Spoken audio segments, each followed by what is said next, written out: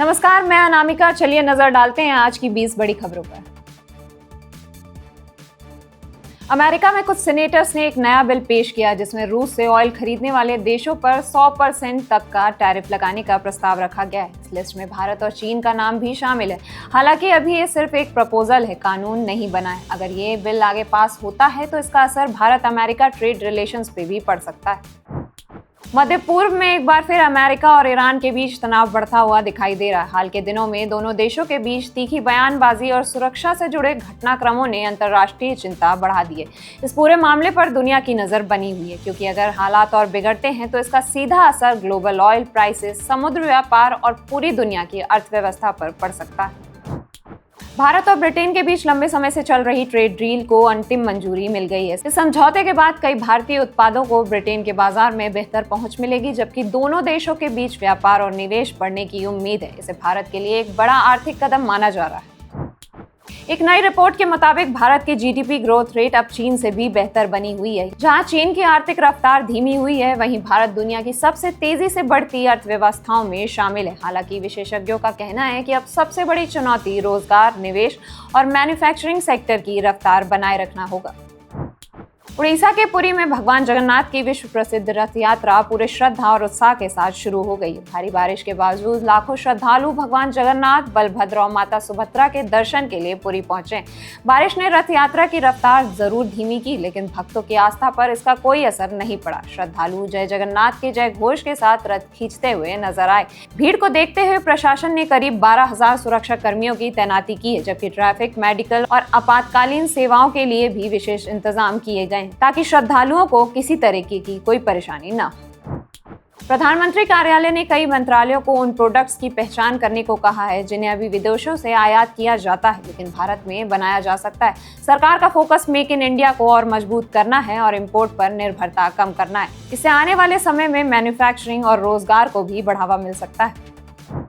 केंद्र सरकार ने इंडिया सेमीकंडक्टर मिशन फेज 2 को मंजूरी दे दी है। इसके लिए लगभग 1.27 लाख करोड़ रुपए का प्रावधान किया गया है। इसका मकसद भारत में चिप मैन्युफैक्चरिंग और उससे जुड़ी सप्लाई चेन को मजबूत बनाना है, ताकि भविष्य में भारत इलेक्ट्रॉनिक्स सेक्टर में और आत्मनिर्भर बन सके। ईरान और आसपास के समुद्री क्षेत्र में बढ़ते तनाव को देखते हुए भारत सरकार ने शिप ओनर्स को सलाह दी है कि वो भारतीय नाविकों की सुरक्षा का विशेष ध्यान रखें। सरकार लगातार हालात पर नजर बनाए हुए है और जरूरत पड़ने पर आगे के कदम उठाए जा सकते हैं। प्रधानमंत्री नरेंद्र मोदी 17 जुलाई को उत्तर प्रदेश के पनकी रेलवे स्टेशन का वर्चुअल उद्घाटन करेंगे। स्टेशन का आधुनिक तरीके से पुनर्विकास किया गया है, जिससे यात्रियों को बेहतर सुविधाएं मिलने की उम्मीद है। अंतर्राष्ट्रीय बाजार में कच्चे तेल की कीमतों में उतार चढ़ाव के बावजूद देश के प्रमुख शहरों में पेट्रोल और डीजल की कीमतों में आज कोई बदलाव नहीं किया गया। देश भर में पेट्रोल और डीजल की कीमतों में फिलहाल कोई बदलाव नहीं हुआ। दिल्ली में पेट्रोल 102 रुपए 12 पैसे और डीजल 91 रुपए 58 पैसे प्रति लीटर बिक रहा है। आज शेयर बाजार में कई बड़े स्टॉक्स चर्चा में हैं। मार्केट एक्सपर्ट ने अनंतराज, शोभा और पीएनबी हाउसिंग फाइनेंस जैसे शेयरों पर नजर रखने की सलाह दी। शेयर बाजार कल लगभग फ्लैट बंद हुआ। बीएसई सेंसेक्स 77,186.87 पर बंद हुआ, जबकि एनएसई निफ्टी 24,072.75 पर बंद हुआ। आईटी सेक्टर में खरीदारी रही, लेकिन फाइनेंशियल शेयरों में कमजोरी और मिडिल ईस्ट में बढ़ते तनाव के चलते निवेशकों ने सतर्क रुख अपनाया। अगर आज आप सोना खरीदने की योजना बना रहे हैं तो आपको बता दें कि सोने की कीमतों में हल्की तेजी देखने को मिल सकती है। आज 24 कैरेट सोना करीब 1,43,500 से 1,45,000 रुपए प्रति 10 ग्राम के बीच कारोबार कर सकता है, जबकि 22 कैरेट सोना 1,31,500 से लेकर 1,32,800 रुपए के दायरे में रह सकता है। कर्नाटक के बेलगावी में एक डॉक्टर अपने घर में मृत मिले, जबकि उनका 8 साल का बेटा चाकू के हमले से घायल मिला। बच्चे का अस्पताल में इलाज जारी है। इस मामले में पुलिस ने डॉक्टर की पत्नी को हिरासत में लेकर पूछताछ शुरू कर दी। फिलहाल जांच जारी है और पुलिस हर एंगल में इस केस को समझने की कोशिश कर रही है। पुणे के चर्चित केतन अग्रवाल मर्डर केस में अब नया मोड़ सामने आया है। महाराष्ट्र एफडीए ने आरोपी सिया गोयल के पिता की दुकान पर कार्रवाई करते हुए उसे सील कर दिया। जांच के दौरान करीब 4 टन संदिग्ध खाद्य सामग्री भी जब्त की गई है। हालांकि ये कार्रवाई फूड सेफ्टी रूल्स के तहत की गई है और इसकी जांच अलग से चल रही है। मुंबई में स्कूल बस पर पेड़ गिरने से 11 साल के बच्चे की मौत के मामले में परिवार ने प्रशासन पर लापरवाही का आरोप लगाया। घटना के बाद शहर में सुरक्षा और समय पर उनकी जांच को लेकर फिर बहस तेज हो गई। केरल सरकार ने इस बार ओनम बम्पर लॉटरी का पहला इनाम 30 करोड़ रुपए रखा है। ये राज्य के इतिहास का सबसे बड़ा जैकपॉट माना जा रहा है। टिकटों की बिक्री शुरू होते ही लोगों में जबरदस्त उत्साह देखने को मिल रहा है।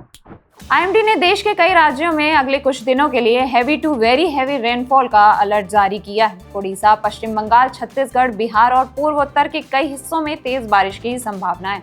मौसम विभाग ने लोगों को यात्रा के दौरान सावधानी बरतने और स्थानीय प्रशासन की सलाह मानने को कहा। फीफा वर्ल्ड कप 2026 के दूसरे सेमीफिनाले में अर्जेंटीना ने इंग्लैंड को 2-1 से हराकर फाइनल में जगह बना ली। इंग्लैंड एक समय मैच में आगे था, लेकिन आखिरी मिनटों में अर्जेंटीना ने शानदार वापसी करते हुए लगातार 2 गोल दाग दिया। अब एक बार फिर लियोनेल मेसी की टीम ने दबाव में शानदार खेल दिखाया और लगातार दूसरे वर्ल्ड कप फाइनल में अपनी जगह पक्की कर दी। अजय देवगन की फिल्म धमाल 4 बॉक्स ऑफिस पर लगातार अच्छा प्रदर्शन कर रही है। रिलीज के पहले हफ्ते में ही फिल्म ने घरेलू बॉक्स ऑफिस पर 90 करोड़ रुपए से ज्यादा की कमाई कर ली और अब इसकी नजर 100 करोड़ क्लब पर बनी हुई है। कॉमेडी फिल्म होने की वजह से इसे फैमिली ऑडियंस का अच्छा रिस्पॉन्स मिल रहा है।